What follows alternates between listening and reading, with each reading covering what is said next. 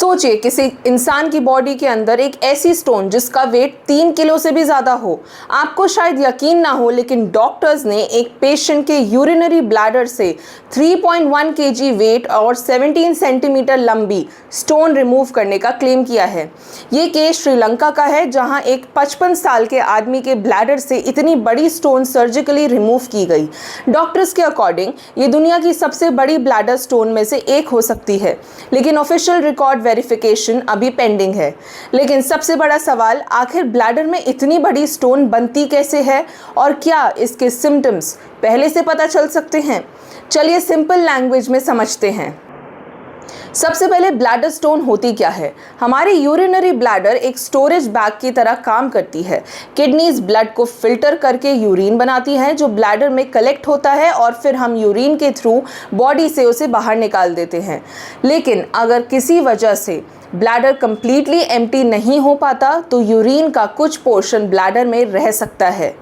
Urine में present कुछ minerals और सॉल्ट्स धीरे धीरे क्रिस्टल बनने लगते हैं। ये क्रिस्टल्स टाइम के साथ एक हार्ड मास में कन्वर्ट हो सकते हैं और इसी को ब्लैडर स्टोन कहते हैं। अब इम्पॉर्टेंट क्वेश्चन है, ब्लैडर कंप्लीटली एम्प्टी क्यों नहीं होता? के कई रीज़न हो सकते हैं। आदमियों में एनलार्ज प्रोस्टेट एक कॉमन रीज़न हो सकता है। प्रोस्टेट एनलार्ज होने पर यूरिन का फ्लो ऑब्स्ट्रक्ट हो सकता है और ब्लैडर कंप्लीटली एम्प्टी नहीं हो पाता। इसके अलावा यूरिनरी ट्रैक्ट में blockage, recurrent urine infection, bladder की फंक्शनिंग को इफेक्ट करने वाली नर्व प्रॉब्लम्स और कुछ केसेस में लॉन्ग टर्म कैथेटर यूज़ भी ब्लैडर स्टोन्स का रिस्क बढ़ा सकता है। और यहाँ सबसे इम्पॉर्टेंट बात है, ब्लैडर स्टोन के सिम्टम्स को इग्नोर नहीं करना चाहिए। अगर यूरिन करते वक्त बार बार बर्निंग या पेन होता है, यूरिन की स्ट्रीम वीक हो गई है, करने में स्टार्ट होने में डिफ़िकल्टी होती है, बार बार यूरिन लगती है, लोअर एब्डोमेन में पेन या डिस्कम्फर्ट रहता है या यूरिन में ब्लड दिखाई देता है, तो इन सिम्टम्स को कैजुअली मत लीजिए। हर बार इसका मतलब स्टोन ही हो ज़रूरी नहीं। ये प्रोस्टेट एनलार्जमेंट, यूरिन इन्फेक्शन या किसी और यूरिनरी प्रॉब्लम की वजह से भी हो सकते हैं। लेकिन अगर सिम्टम्स रिपीटेडली हो रहे हैं तो प्रॉपर मेडिकल इवैल्यूएशन ज़रूरी हो जाती है।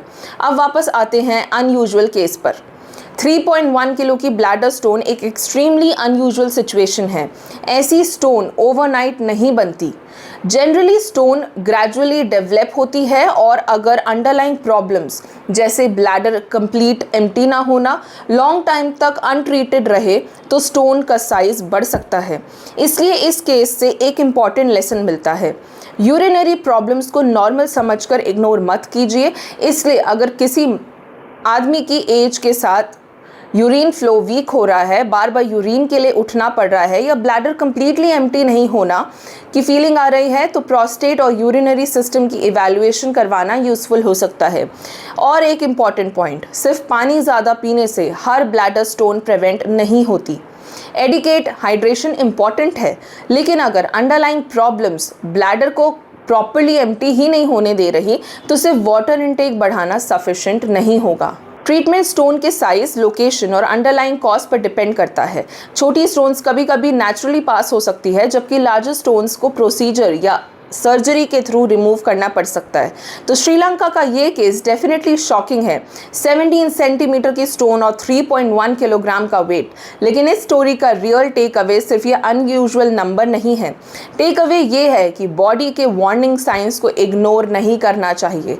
अगर यूरिन से रिलेटेड प्रॉब्लम बार बार हो रही है, pain, burning, blood and urine या वीक यूरिन स्ट्रीम जैसे सिम्टम्स हैं, तो सेल्फ मेडिकेशन के बजाय डॉक्टर से कंसल्ट करें, क्योंकि एक छोटी सी यूरिन प्रॉब्लम को इग्नोर करना कभी कभी उससे एक सीरियस कॉम्प्लिकेशन में बदला जा सकता है। अनयूजुअल केसेस में हमें शॉक ज़रूर करते हैं, लेकिन सबसे इम्पॉर्टेंट है अपने बॉडी के अर्ली वार्निंग साइंस को टाइम पर रिकग्नाइज करना।